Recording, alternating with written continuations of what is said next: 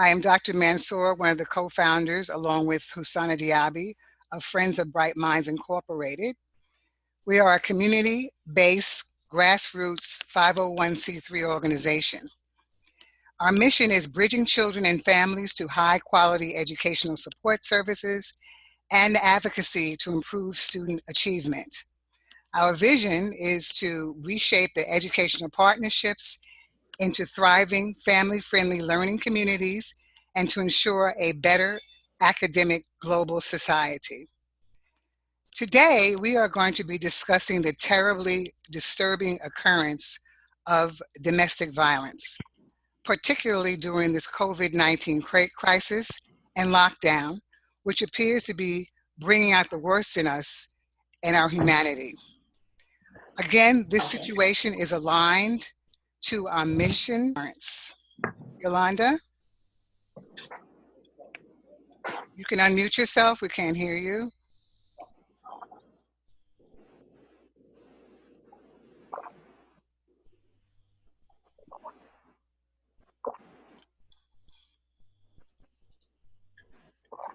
Yolanda, if you could unmute. Okay, there you go. Hello? Yes. Okay. Good afternoon. My name is Yolanda Lawrence. I'm president and founder of Ladies at Lunch. We're a nonprofit that has been active for about 12 years. We have events raising awareness of sexual violence, domestic violence, and intimate partner violence in New York City. And we have these events that are open, lively, to make people feel warm and invited to speak out. We have events and we call Ladies at Lunch because women share their most sacred things over lunch. So thank you for having us. Okay. Dr. Hawkins Rogers, would you like to say something about your practice and what you do in reference to domestic violence? Thank you for inviting me, and I'm so happy to be in the room with someone else named Yolanda for so long time. The person I ever knew named Yolanda, so glad that's happening. I'm a counseling psychologist and a licensed professional counselor, certified clinical supervisor here in New Jersey. I was formerly a chair of the Department of Psychology and Counseling at Fairleigh Dickinson in Madison. I have a private practice. I work with the equivalent of, well, we call it DIFAS here in New Jersey, but I think it's ACS in New York. I do psych evaluations for the department. I think that's important to give a Afrocentric perspective in terms of how people are evaluated, particularly women and children, and sometimes men, but mainly I work with women and children. I'm the founder of the Consortium of Mental Health and Educational Professionals of Color here in New Jersey, and our goal is to be a resource and a directory of mental health professionals and educational professionals across different professions. So we have psychiatrists, psychologists, social workers, LPCs, and academicians on a high school and college level, all working to be a resource for referral.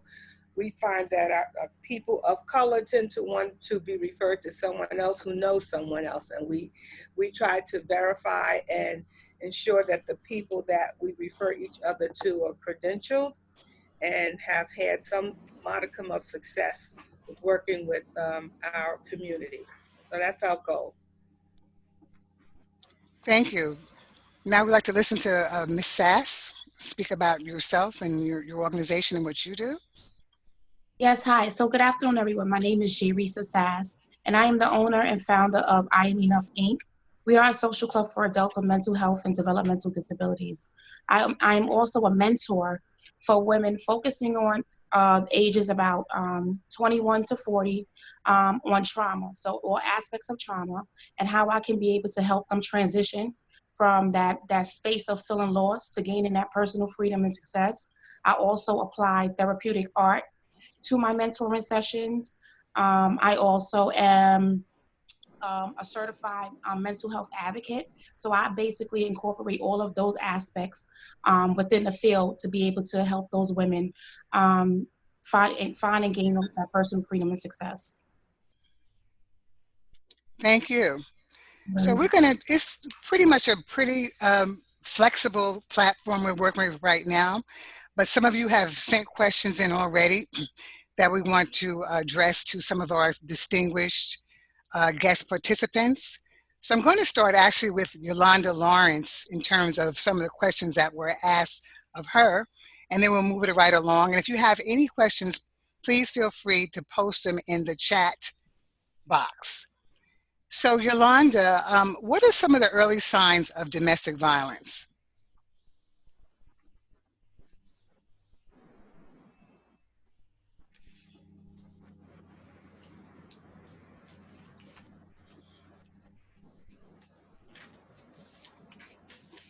She has to unmute herself. She has to Yeah. unmute. Yolanda? Yes. Okay. Okay. Yeah. Now, can you hear me? Okay. Yes. Most often, women will say that there were no signs and it just came from nowhere, but there are always signs. And I always tell women, if someone enters the relationship being overbearing, showering with you with gifts and flowers every day, acting like no other, that's to bring you in. I'm always telling them, remember those little signs of when you went out to dinner and he accused you of flirting with someone and he became angry, that was a sign. There's always those little signs. Always pay attention to how they treat other people in their family and their children, because if they're abusive to other people around them, more than likely that abuse will spread to you. And if you hear of a past relationship that they've had and the person has an order of protection, run. That sounds like there's going to be some emergency room love going on there. There's always that thing that women sometimes feel like, if I only knew, but those signs are always there. If they're finding fault with the way you dress, and when they first met you, they love the way you dress, and they're telling you, oh, you're wearing your hair, or you're putting too much makeup on, why are you doing that? That is beginning to show you the signs of control. And when you're in that intimate relationship, the monster will come out. So I always tell people, watch those controlling behaviors, because that short fuse will eventually turn into physical violence, because it all starts with mental abuse. Thank you, Yolanda. And also, many people want to know, why do women, when they're in abusive relationships, why do they stay in those relationships? What is that about?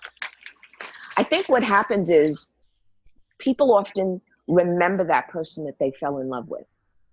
And this very charming, no one starts out being a monster. So people will judge you and say, I don't know how she could stay, or how did she deal with that, or whatever, because she's waiting for that person that she first fell in love with to return. I always say, remember and think about what you felt, and know that if you're not feeling that, it's time to leave.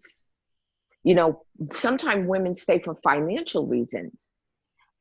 Today, some women are earning more money than their partners, but in some cases, the money and the accounts are joint, and that abuser will abuse the money and abuse the account, will put them in a financial bind where they will have to stay in that relationship. Or she may feel, I'll have too much to lose. We have the mortgage, the house, and everything, and my credit will be attacked by that.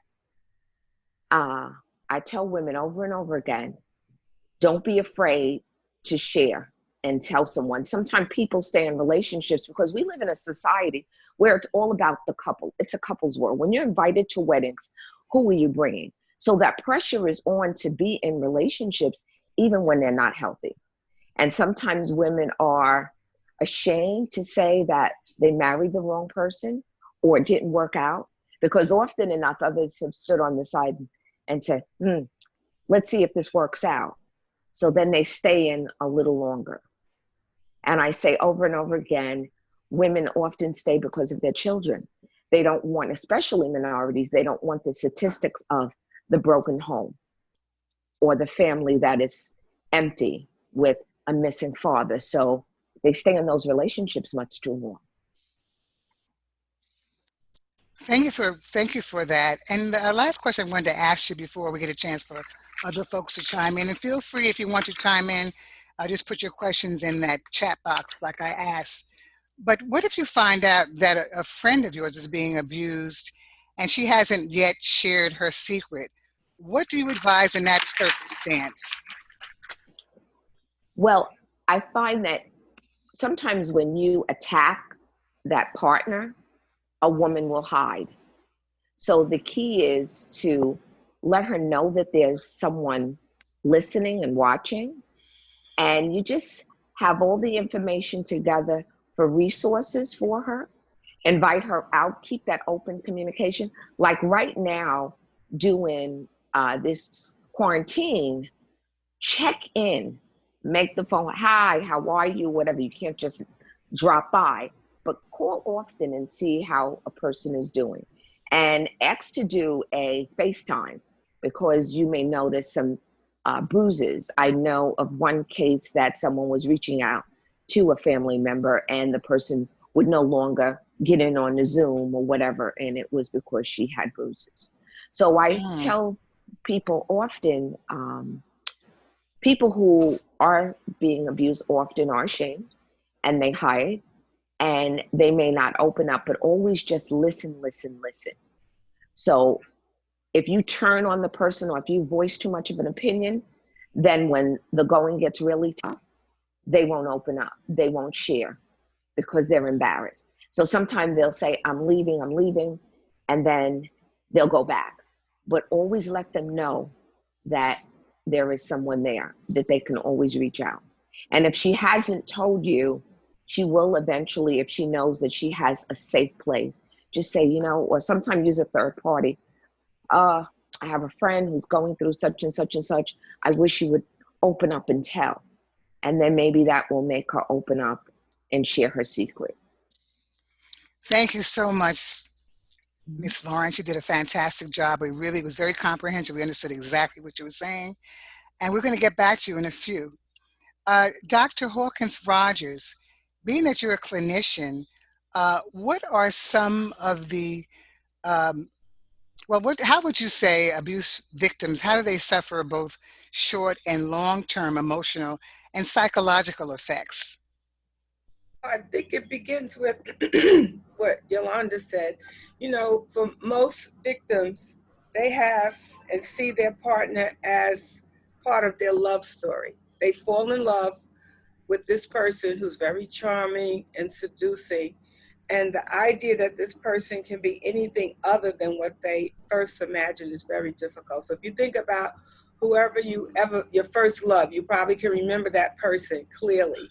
For most people, it's not attached to abuse and pain and hurt. But for a lot of women who have already been traumatized, who have experienced abuse early in their lives, their interpretation of love is associated sometimes with abuse. So it's very difficult to unravel that. So I see that in my practice when women are trying to extricate themselves from relationships, that to love someone so deeply is counterproductive to the idea that this person can also be so abusive and so traumatizing. So in the majority of the cases of women who are in abusive relationships, they've come out of an abusive environment.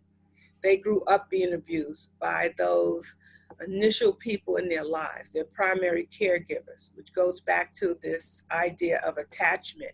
There's a lot of work that I've researched on attachment theory where people feel insecure without being with someone who needs to validate them. So usually a victim of domestic violence, or survivor, as we say, is one who has had prior experience with being abused and needing to be validated by this very abuser. It sounds contradictory, but that might have been part of what the person has experienced throughout their lifespan. So when we talk about helping people move out of relationships, we have to help them understand what they don't understand about themselves, what they haven't really fully flushed out. So in therapy, that's what we do to help them understand themselves a little better. So when people say, why don't you just leave this person, him or her? It's really understanding, how did I get to this place? Why is this person so important to me? How do I understand who I am to be able to move forward? So it's really building up self-esteem and understanding the trauma that they have experienced. Most people have experienced long-term trauma that has long-term psychological effect.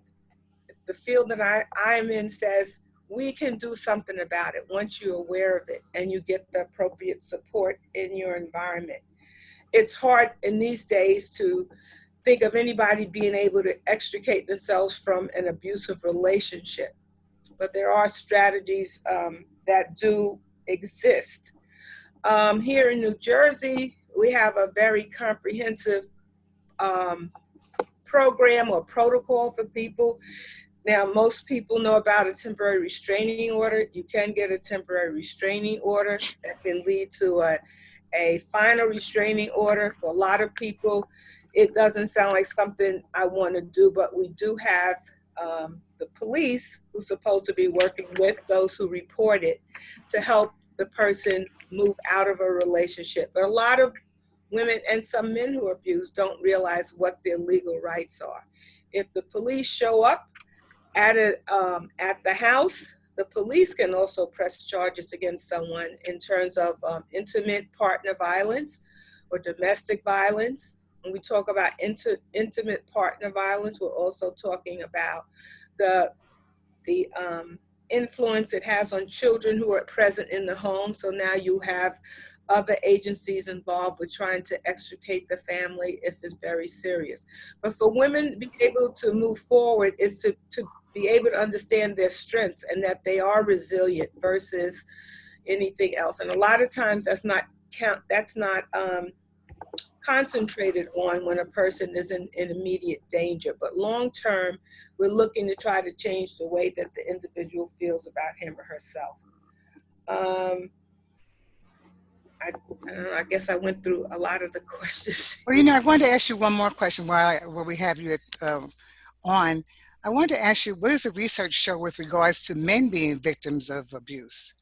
Well, there's much more research being done on that because, first, men weren't coming forward to admit that they were abused. Of course, because it's a societal stigma to say that you are being terrorized or traumatized by your female partner. But more and more men are stepping forward, and the research says they have experienced similar things. A lot of them have been traumatized early on, victims of rape, separation, abandonment, just like women. And they have had difficulty coping. Most of the times, men are likely more to externalize the pain and suffering that they've experienced, where women are more likely to internalize, which is taking it out on themselves, resorting to medication or drugs or any outlet that allows them to try to build their self-esteem. Men are more likely to externalize, but they do suffer from the same issues in terms of attachment, abandonment, separation, low self-esteem, wanting to be validated and never having been validated except in a relationship where someone has been dominant. So that's really one of the things that we're looking at. So it happens on both sides of the street, so to speak. Thank you. And now lastly, Ms. Sass, we know that abusers thrive off of isolation. And with the pandemic, this is like a perfect storm for isolation. And survivors are not saying it is safe for them to talk. So, or report an incident. So what would you suggest to that?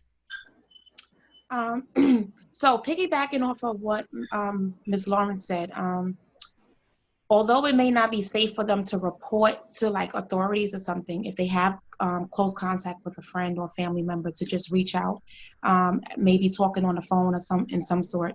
What I would suggest also is finding that safe space in your home so that when the arguments or when things start to get a little bit, heated, you can actually go into that space where you feel comfortable. Maybe you can journal, write down how you feel, and keep it in a safe space to where where the abuser is not able to, have that opportunity to get a handle on it. Because those are all ways of you being able to say, well, okay, I may not feel safe in this moment to express how I feel. However, I can write it down. However, maybe I can go into this space in my room, in the household, to where I can just know that once I'm in this area, I feel a little bit at ease. And those are some of the things that I've been able to actually successfully implement on my own. Although I'm not in that situation at this moment of time, in the past, I mean, both Yolandas explained me to the T in regards to my experiences with domestic violence, of once being that young, vulnerable woman, of experiencing trauma at such a young age, that I just wanted that emotional attachment, fearful of being fearful of experiencing abandonment again. So I've just stayed in my relationships, especially because of having a child and with the person as well. So those are some of the things that I did utilize when I did feel like I was afraid to speak out. Not afraid because I was in the situation, but it was just more of embarrassment, right? So being embarrassed about the fact that I'm in a situation. So I would just, like I said, journal, find that safe space that where I did feel comfortable enough to say that I was willing to speak out. So those are some of the things that I would suggest to, people that are in that situation at this moment. Now, I'm not saying that they should do it for a long period of time, but at least, even implementing some type of affirmations to build up themselves with encouragement to say like, okay, well, I need to say something to someone. Okay. Right. I was going to add that, a lot of times the abuse is familial, meaning families put pressure on the person to stay in place. I found this a lot in some cultures. Also, religious abuse, the you should be able to manage this. We don't want this sort of scourge in the family. It's a scourge on our community, our religion, our small churches. Sometimes a lot of pressure is placed on it. So, there are women who are victims of domestic violence who are married to ministers and pastors. So it's the community that would probably not agree with the woman, so she feels more pressured. Sometimes it's the men who are in positions in the community of authority, and he doesn't feel free enough to come out to admit that he's being abused. So they're all different types of abuse that goes on beyond the financial. And the romantic is very deep. It's very hard. It's a very difficult bump to come over if you found that this one person who showed you love now turns against you.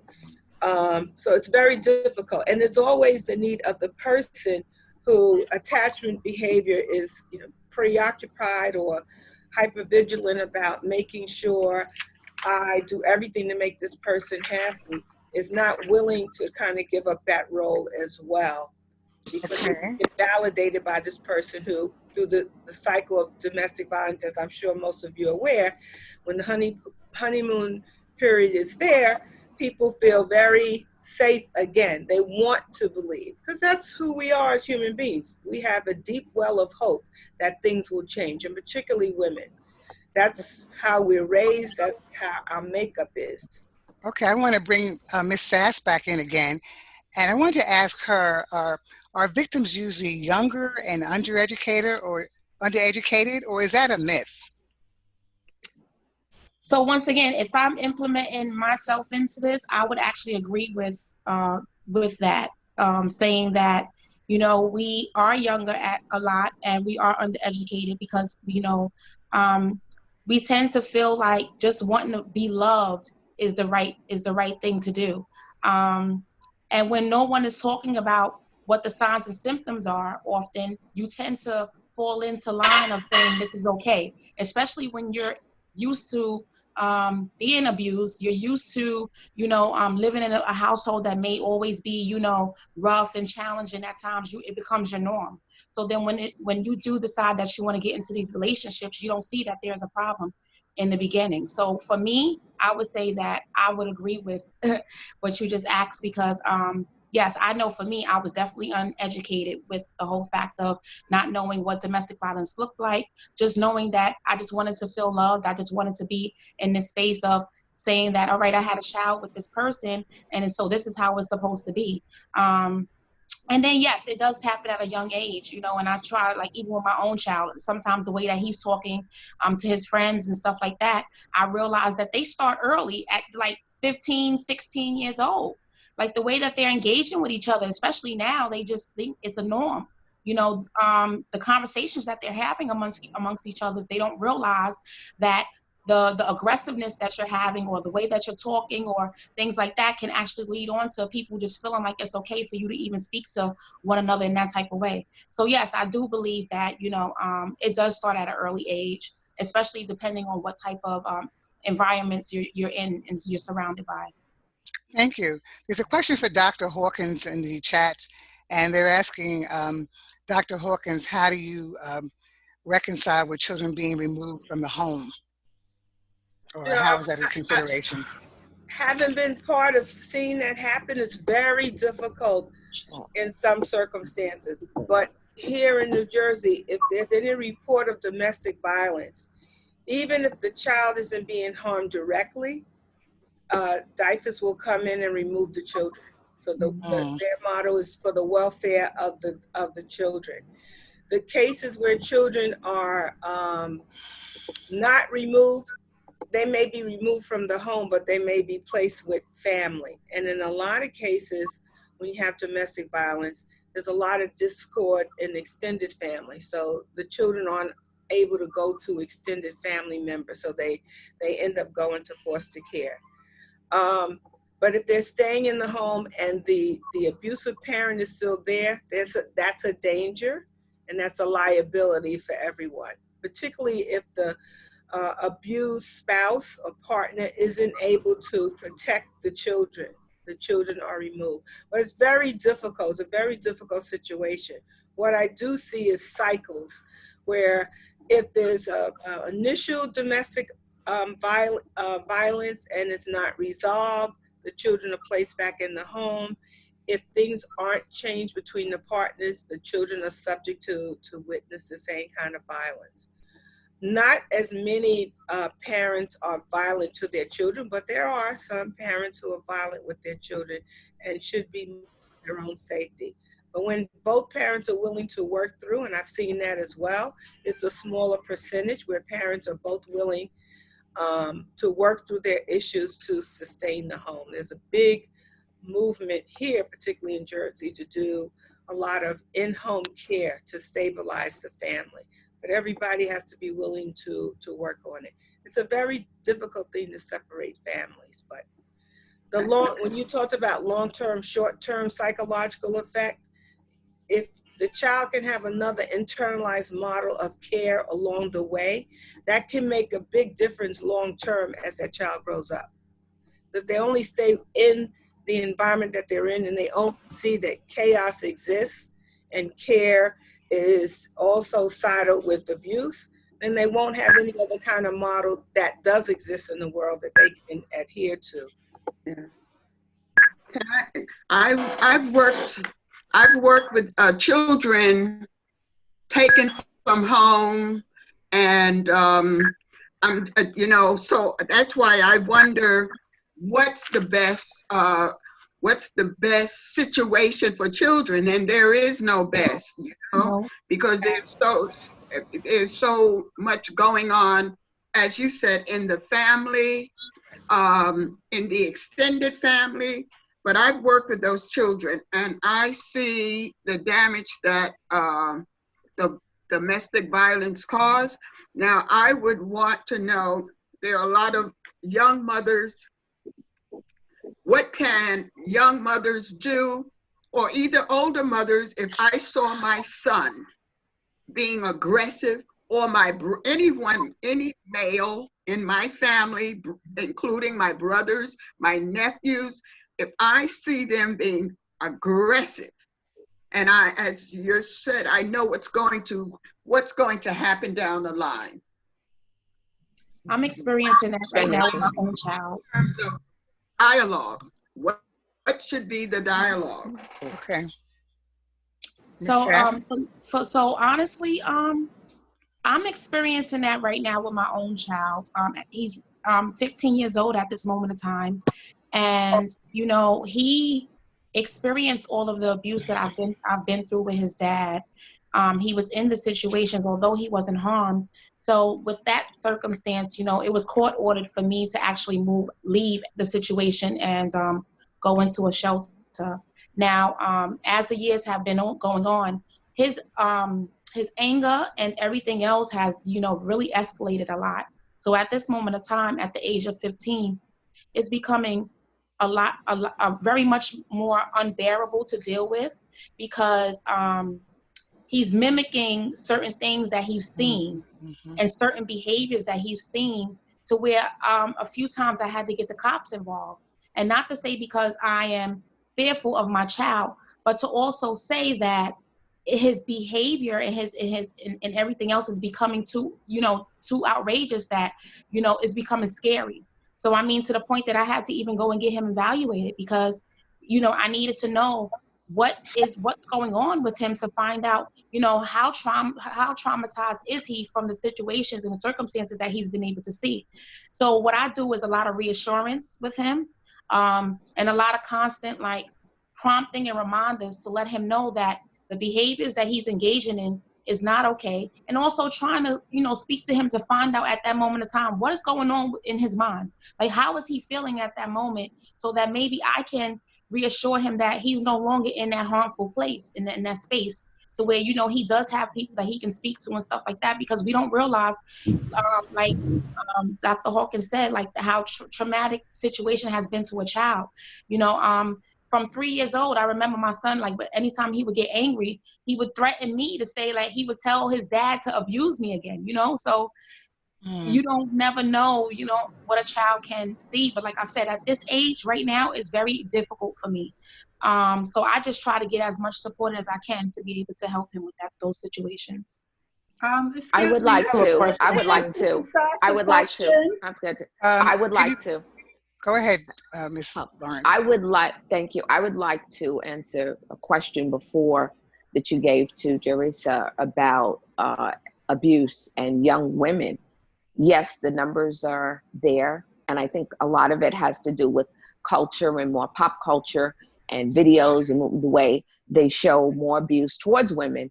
But still, there's always been abuse in the past, and still the numbers are high for middle-aged and older women. And now women 55 and over are a high number of domestic violence. And I got those numbers from the DA's office. So everyone, there's not a high or a low. Everyone in every age category can be victims of domestic violence. And especially with elders, there are a lot of elderly people that are experiencing violence from their adult children who have moved in, who have taken over their house, who has demanded money, who's gone into their bank accounts. And let's not forget, domestic violence is not only physical, it can be financial. And we have these numbers also coming in heavy with domestic violence. And to piggyback again on what Shirisa said, that it's true when children see patterns of abuse, just like Dr. Hawkins said, it's something that repeats, and then they end up being abusers, or women think that that is the normal way to be in intimate partner relationships, because after all, mom and dad used to fight. They don't know how to have a conversation, so they feel that it's okay to be physical and aggressive, and don't realize that those relationships are not healthy. Right. So in New York, Dr. Hawkins, you guys have a lot of services in New Jersey, and there are services in New York. And before we wrap it up, I'll share about these services that we have in New York City. Because our mayor has been really combating mental health and domestic violence heavy. So I'm with the mayor's office on that. Okay. Can I just say that if anybody has any resources, they can put them in our chat box, or they can send it to us email, and we'll share it with people on the call. But the best way is to put it in the chat box. Somebody was making a comment. I was going to say that I think, you know, from what I'm hearing, you know, the thing that distresses me most, having been working in this field for a very long time and a child of the 60s. So now you figured out I'm 30 anyway. The biggest issues that I've seen how our Black men are treated, and my therapy comes from an Afrocentric point of view. And I think one of the things that's really important is to teach our men who they are and who they think they're not, because I think that's missing. We need more groups that support our African American males. Things that we do for women, I think we need to do more for our males, and we need to not allow society through psychological tests, because I do them, not to pathologize our children. Meaning, we now looking at trauma more than anything as an explanation for the externalized behaviors of our males, not ODD, not conduct disorder. We're looking at, if you experience at 3, that you see that the way that you relate to a female is to be violent, that's traumatic because you don't know anything else. And if you're not in an environment that is nurturing and supportive outside of the home, and when you step outside on your curb, no one validates you as being worth anything, that you're more feared than anything else. It's up to us now. And with this COVID going on, everybody's home, everybody's sequestered, everybody's talking about doing something new. It is vital that we as the women and men in our community take our children and protect them and tell them their history, that this history of violence is something that's existed as a way to keep us separate, to keep us in pain, to keep us in anger, and that we really have to do more of an Afrocentric versus a Eurocentric approach in therapy. So if you and your son, I know you're working very hard because you have to work, you have to do everything else, perhaps doing therapy together and finding you an Afrocentric oriented therapist who can help deal with the pain and the anguish that you're both experiencing. That really is a way. It's going to take years, maybe less time of healing, because he's 15. 15 is a time when I'm trying to figure out what my identity is. And he doesn't want to identify with his father, but that's what he knows. Absolutely. And that's what everything that I've implemented, because like you said, when you do take them to the doctor to get them evaluated, those are the things that they say. So they say, oh, he got ADHD, oh, he has oppositional defiant disorder, which those are not the reasons for why he's behaving the way that he has. So that's why I look more into it and notice that it is more of a traumatic reason for his behaviors, instead of them just diagnosing, the Black children with the same diagnosis, saying that this is how they behave all the time. So yes, I did, implement therapy for him by himself and along with me included as well. So thank you for that. May I just make a comment? Hi, this is towards Dr. Yolanda Hawkins Rogers. I totally agree in regards to, hi, Sora, how are you? I just wanted to let you know, yes, definitely we have to look at the dynamics of the male. And also I'd like to stress, when we're dealing with any domestic violence, whether it's towards the woman or towards the male, approach it from a non-judgment zone. And the reason why I say that is because twice in my career, in my life, once as a nursing administrator, I had an ability to have a conversation with a nurse that came to me privately in my office and shared with me what she was going through. And I did, I believe it was Miss Lawrence who had said earlier, try not to give your opinions, just listen. And it was very important because we were able to establish, a plan, a safe plan to get away. Second of all, I have my male cousin who confided in me last month that his girlfriend was physically abusive and was drinking and doing all these things. And, he explained to me how, like you said, Dr. Rogers, that, in this male society, we're stigmatized. And what he did was that he recorded everything on his cell phone. And he would call the cops and he would show the footage because he felt that he needed to show the footage for them in order to believe him. So I just wanted to say thank you so much to everyone on this platform. It's a well-needed topic, and thank you so much. You're welcome. I wanted to You're ask a welcome. question now, specifically with this COVID crisis. I understand that people are going to be using very creative and innovative methods to reach out to Contact. people who are your contacts. And I know that some people say there's e-filing protective orders now. The hotels are partnering with shelters. They have text messages for hotlines. Can anyone else, they have e-filing, things like that nature. So can anyone else speak to that, how we can be more creative in this type of situation in terms of the crisis? You may have a Yes. safe word that, I'm sorry. I was going to say, Go. you know, anybody who's been a victim of domestic violence may have someone who's aware of it to some degree. So they should be prepared with any documents they have to give it to a friend. If they have to leave right away, they should have a safe word they can share with a friend who knows that this, when I say this word, you know, things are really bad. I may need to leave. I think Zakia asked a question, should I stay till the morning? People who've been in these situations kind of know this is going to escalate. I need to get out, or I think I may be able to manage it through the night. But I think those are some of the things, and I'm sure Yolanda and Shirisa can speak to it. You have a plan long before you may need it. And a lot of women don't want to think, oh, I don't, you know, it's like, if I'm going to have sex, should I have a condom? I'm not planning on having sex, but I have the condom in my pocketbook just in case. I hope I didn't offend anybody, but Yes, you know, good girls don't get pregnant. You know, I mean, good girls do get pregnant. Girls who know they need to be prepared have something. So, and if we have to use a dichotomy of good or bad, but being prepared is really important. And just allowing your friends to have the information if you need to get out right away.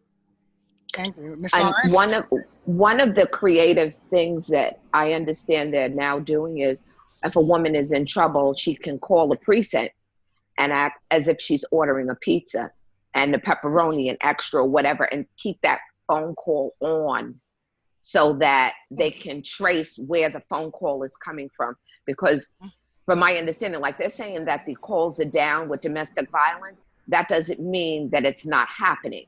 Exactly. It's that the abusers are like, okay, because it's all over the news and the text messages or whatever. And like Dr. Hawkins said, it's good when people have a rapport with a friend or family member to know. And like I said, have someone that checks in on you. We all know people that are in toxic relationships. So keep checking in. And like she said, have that code word. But if you call a precinct and say, I'm ordering a pizza, they know. And also when you go to the store, have a handwritten note already in with your credit cards or whatever, and pass and say, I need help, send someone to this address. Because not only are women are being abused, we're not even getting the reports for children. And children are being abused. They're the smallest victims here. And sexual violence for children is up 106%. It makes me sick. So I am a survivor of sexual violence. And when I heard the children were going to be home, I said, oh my God, little Yolanda. And I remember that. So sometimes school is a place or an escape. So when children are home and they're home with the abuser, and now with the phones and what people are doing and uploading or whatever. So I urge educators, I know that they are now doing Zoom classes or whatever, try and have a one-to-one on a child and maybe have a little closer look or signal, or you can tell from the behavior or something, or if they're not responsive as usual, even though things are a little different, you know, escalate and make those phone calls come a little closer so you can kind of find out what's going on in there. Right. But I believe definitely, my mother always says, have mad money. So I say, have mad safe money, have your passport, have copies of documents just in case you have to run out. Excellent. And I think someone mentioned here about what age do you start discussing domestic violence? When it starts, I would tell my daughters, if anybody touches you, even your father, you tell me. No secrets. There are no secrets. He's your daddy. I know he loves you, blah, blah, blah. And some of my friends thought that was not a good thing to do. But kids had to need to feel safe. no matter what. No secrets among the family members. Mm-hmm. And you can always have kids say, who's your go-to person outside the family that you feel like you could talk to? You know, so they know they can go to someone else and arrange that so that they feel safe enough to talk to someone. Sometimes it's not school, particularly now, but if there's anyone they can feel safe with, that's what you have to do. Because kids who grow up in domestic violence situations are hyper vigilant about what's happening in the environment. They pay attention to cues more than other children because they have to feel safe. They have to figure a way. That's our nature to try to survive. So we have to tell them, particularly. You know, if your kids are feeling safe, that's a different story. But we do tell our kids not to talk to strangers, etc. And if you're in a situation, I think it's very important to have those conversations, you know, as early as possible. And let them know, because often enough, the abusers of physical or sexual abuse are someone that everyone trusts in the family. Absolutely. It's that uncle so-and-so, oh, he's so nice. And the person who's so playful. And when all the adults are in the room somewhere else, this one, oh, I want to play with the kids. They're hanging out with the kids and they're the funny one. Those are the people that touch and feel. And when a child tells you, believe them. I don't care if they said Moses did it. He did it. It's no one is above. No one is above. And check your children. See those scars, or where they're smelling a little funny, or they're a little raw where they shouldn't be. You know, there is something wrong. Investigate and believe them, and always let them know, no matter what, I believe you. And don't say, are you sure? Because then when you say that, they'll go, oh, and they'll clam off. Right. Exactly. Does anyone else want to put some of their questions in the chat? We have about another 10 minutes to go, and we're interested to know if anyone has any questions, concerns that they want brought up, or if you want to say something quickly, you can do that. If you'd like to hear some more questions, you can address it to one of the guest participants.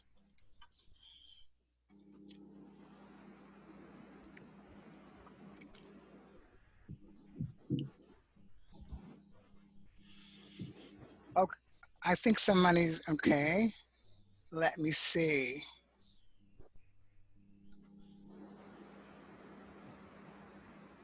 Okay, well, I think then if we don't have any more questions, well, this is one question I do see.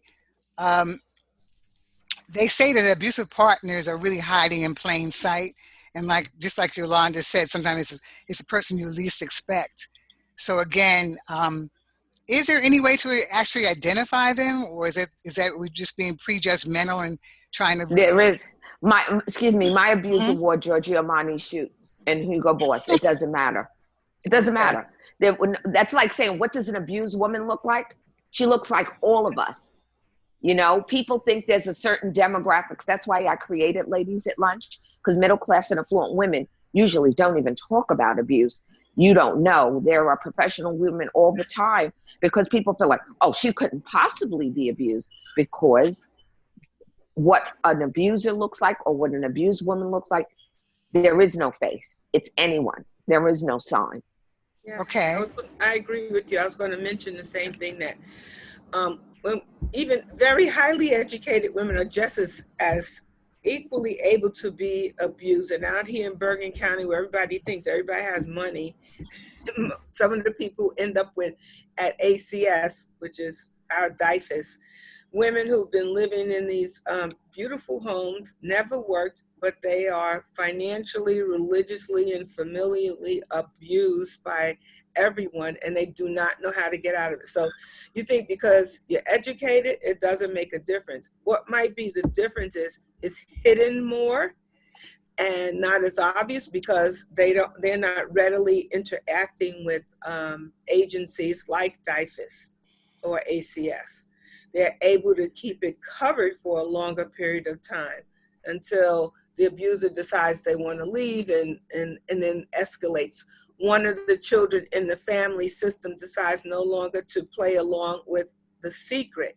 They become the identified patient, and the school finds out because the child says, mom's doing this, dad's doing this, they come to school abused in some way, and then the rig is up. So that's usually how we hear about these cases when people have more resources. But it's the same dynamic of people being traumatized early in their lives, not feeling valued, being only validated through others. That's something that is a big issue in terms of understanding our own culture. I'm sure most of you might be familiar with the book Post-Traumatic Slave Syndrome, written by Joy DeGruy. And she tells the story of our story of how we came to be here in this country and how we have carried the vestiges of slavery transgenerationally in terms of how we interact with each other, how we accept a certain level of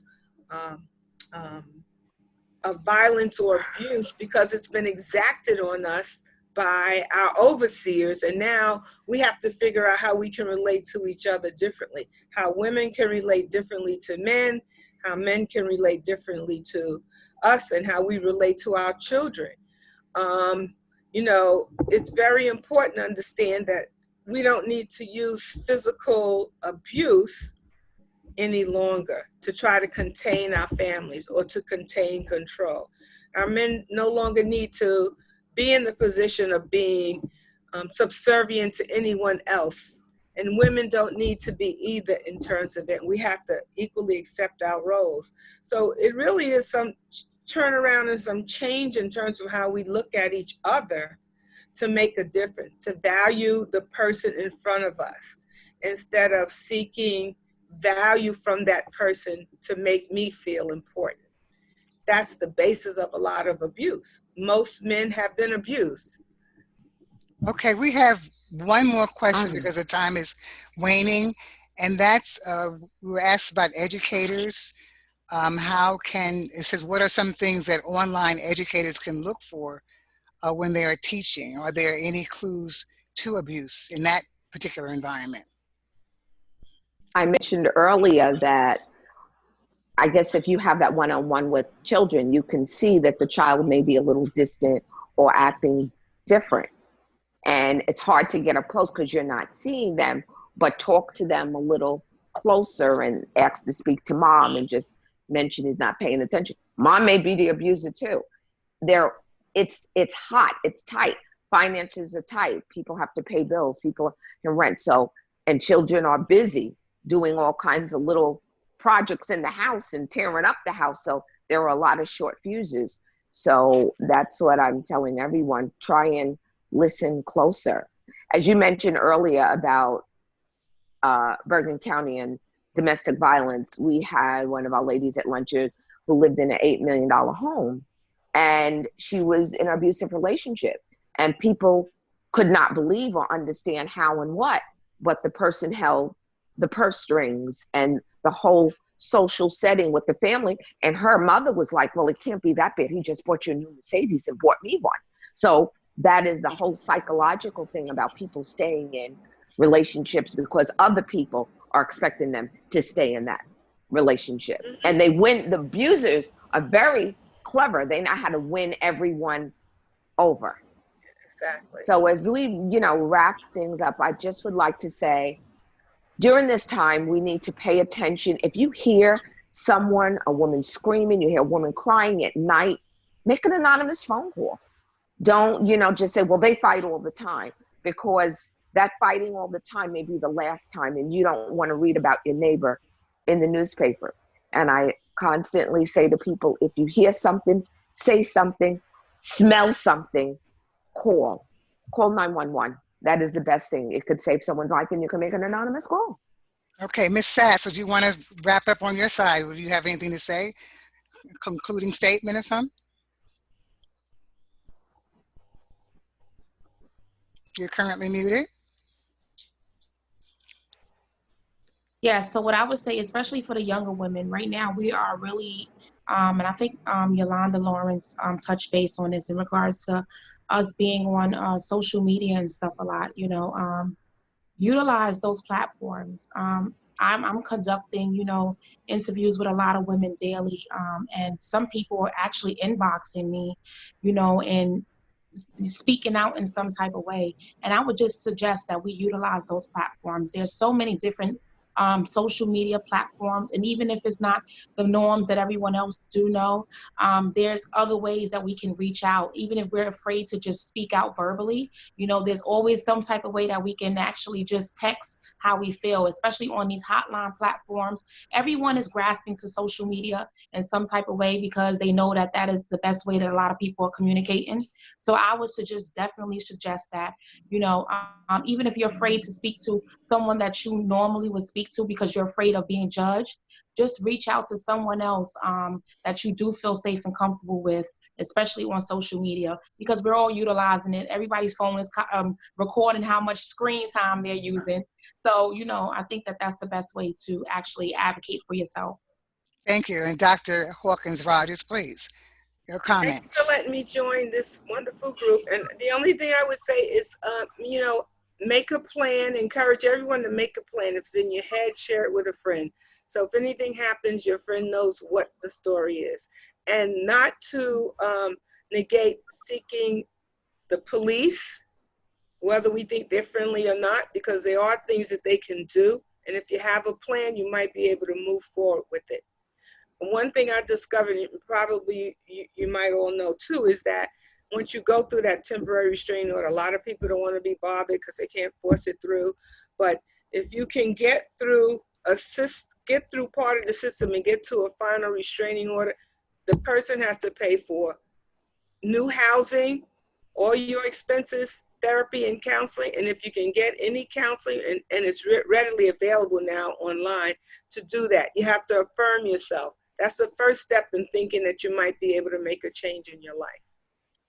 Okay, so I wanted to thank our guest participants for a wonderfully informative session. I'm hoping that everyone got something out of it, and we will continue to host these information forums and sessions to inform and to educate the community, especially during these turbulent times. Also, in the coming fall, we will resume our PACE program, and that's our Parent Academic Coaching Empowerment, where we present hands-on and probably this time virtually. We posted our information online through PayPal so we can continue doing these platforms and forums. And we thank everyone again for their participation. I thank the experts. I really appreciate Yolanda Lawrence, Dr. Yolanda Hawkins, and Miss Sass, who represented our younger generation. So we thank you so much on behalf of Friends of Bright Minds. Please visit our website, visit our Facebook page, and our Instagram.